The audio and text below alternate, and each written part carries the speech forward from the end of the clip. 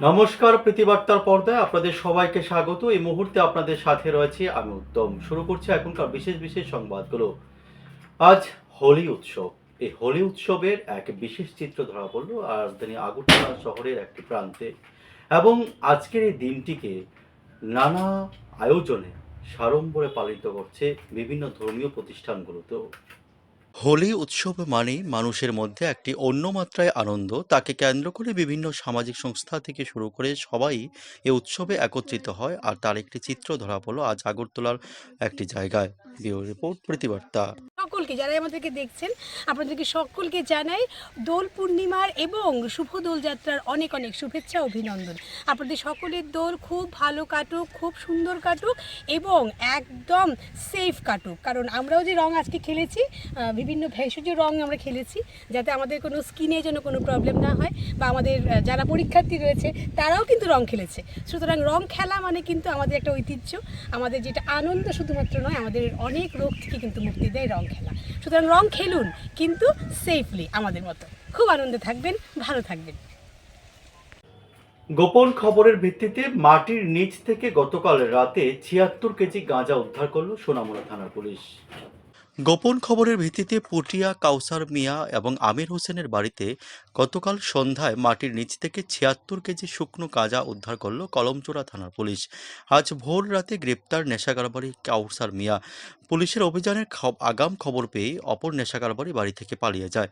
উদ্ধার গাঁজাগুলো থানায় নিয়ে যায় পুলিশ। দুজনের নামে এনডিপিএস অ্যাক্টে কলমচোরা থানায় মামলা নিল পুলিশের তরফ থেকে। অভিযুক্ত কাউসার মিয়াকে আজ দুপুরে সোনামুড়া আদালতে সোপর্দ করবে পুলিশের পক্ষ থেকে। Bureau report, প্রতিবার্তা।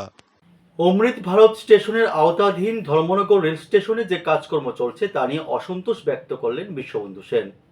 আজ ধর্মনগর মণ্ডলের উদ্যোগে ধর্মনগর রেল স্টেশনে স্টেশন সুপারিনটেন্ডেন্টের হাতে ভারতের রেলওয়ে মন্ত্রী অশ্বিনী বৈষ্ণবের উদ্দেশ্যে ডেপুটেশন দিল ৫৬ ধর্মনগর মণ্ডল বিজেপির পক্ষ থেকে। এই ডেপুটেশনে অমৃত ভারত রেলের কাজে খুব নিম্নমানের কাজ হচ্ছে এবং খুব ধীর গতিতে চলছে, এবং স্টেশন অত্যন্ত নোংরাময় পরিবেশ থাকে ইত্যাদি বিষয়ে আজকের এই ডেপুটেশন উপস্থিত ছিলেন ৫৬ ধর্মনগর বিধানসভা বিধায়ক বিশ্ববন্ধু সেন। Bureau report, Prativarta. প্রায় ৫০০-এর বেশি মাননীয় নরেন্দ্র মোদীজি রেলমন্ত্রী অশ্বিনী বৈষ্ণবজিকে পাশে বসিয়ে অমৃত ভারত রেলের শুভ উদ্বোধন করেছে। প্রায় ২ বছর হয়ে গেল। কাজের গতি এত স্লো, কাজের সিস্টেম এত নিম্নমানের।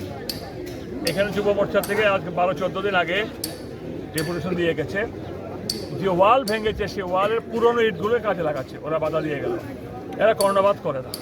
তাই মাননীয় অশ্বিনী বৈষ্ণবজির কাছে, রেলওয়ে মিনিস্টারের কাছে আমরা আজকে ডেপুটেশন পাঠালাম স্টেশন সুপারিনটেন্ডেন্ট হতে। আমরা within half an hour to 1 hour এটাকে আমরা আবার আমাদের যে আইটি সেলের যারা আছেন তারা নিয়ে বসে এখন মেইল করে দেবেন। এই ডেপুটেশন দিয়েছি আজকে, এখন এই যে ওনার রিসিভ আছে এবার মেইল করে দেবেন মানিক সাহাজির কাছে, যত কনসার্নিং অফিসার আছেন এনএফএল হেডকোয়ার্টার মালিগাঁওতে, এবং মেইনলি আমাদের খুমলুঙে শরিকি সন্ত্রাস এবং শরিকি সন্ত্রাসের জেরে শাসক দলের পার্টি অফিস ভেঙে চুরমার। খুমলুঙে বিজেপির নতুন মণ্ডল কার্যালয়ে হামলা, অভিযুক্ত শরিক দল। বিজেপি নতুন মণ্ডল কার্যালয়ে হামলার অভিযোগ উঠল শরিক দলের বিরুদ্ধে। বৃহস্পতিবার গভীর রাতে রাধাপুর থানার ডুগমালি বাজার সংলগ্ন এলাকায় এই হামলার ঘটনাটি ঘটে। বিজেপির দাবি, অফিসের চেয়ার, টেবিল সহ সমস্ত আসবাবপত্র ভেঙে ফেলা হয়েছে। এই মণ্ডল কার্যালয়টি মাত্র ৩ দিন আগে উদ্বোধন করেছিলেন বিজেপি প্রদেশ প্রভারী তথা প্রাক্তন সাংসদ ডাক্তার রাজদীপ রায়। এই অনুষ্ঠানে সিপিআইএম এবং কংগ্রেস ছেড়ে ৩২ পরিবারে মোট ১০৮ জন ভোটার বিজেপিতে যোগ দিয়েছিলেন। কিন্তু তারপরও কিভাবে এই ঘটনা সংঘটিত হলো, কেন সংঘটিত করলো শরিক দল, তা এখনও জানা যাচ্ছে না। Bureau report, প্রতিবার্তা।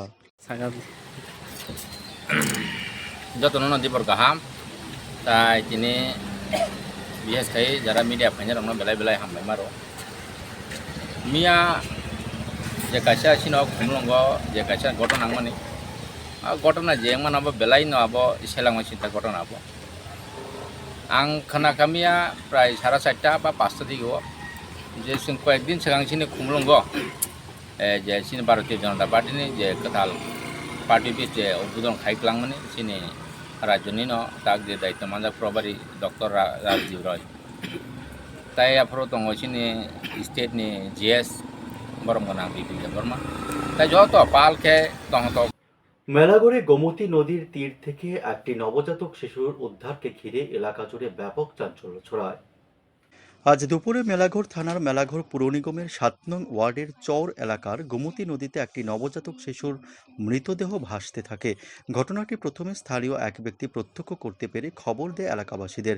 খবর পেয়ে মুহূর্তের মধ্যে এলাকাবাসীরা এসে ভিড় জমায় চর এলাকার গোমতী নদীর পাড়ে।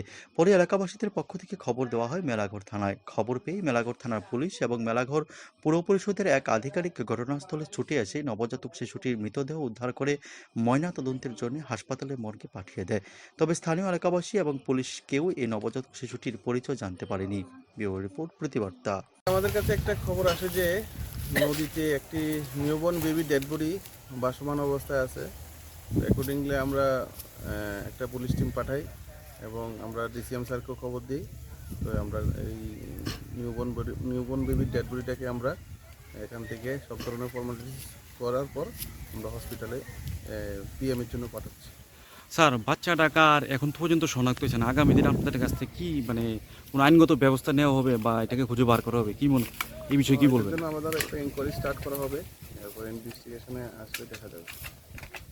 বন্ধ পানীয় জলের ট্রিটমেন্ট প্লান্ট এবং একে ঘিরে মাছমারা এলাকায় জনগণের মধ্যে একেবারে অসন্তোষ বিরাজ করছে প্রশাসনের বিরুদ্ধে। সংস্কারের অভাবে দীর্ঘ ১৩ বছর ধরে বন্ধ হয়ে পড়ে রয়েছে একটি জলের ওয়াটার ট্রিটমেন্ট। ঘটনা কুমারঘাট মহকুমা অর্থাৎ পেচারথল ব্লকের আওতাধীন মাছমারা ভুবনপুর এলাকাটি। দপ্তরের নেই কোনো উদ্যোগ। পানীয় জল ও স্বাস্থ্য বিধান দপ্তর একেবারেই ঘুমে। জানা যায় মাছপাড়া ভুবনপুর এলাকার মানুষ বিগত দিনে পানীয় জলের অভাবের কারণে বেশ কয়েকবার রাস্তা অবরোধও করেছিলেন। পরিশেষে কিছু কন্ট্রাক্টর সপ্তাহে ২-৩ বার করে পানীয় জল গাড়িতে করে নিয়ে মানুষকে পৌঁছে দেওয়ার নাম করে লক্ষ লক্ষ টাকা হাতিয়ে নিয়েছিল। কিন্তু এখন এই ওয়াটার ট্রিটমেন্ট প্ল্যান্টটি সারাই করলেই কিন্তু জলের সমস্যা সমাধান হয়ে যায়। Bureau report, Prativarta. কত নম্বর ওয়ার্ড?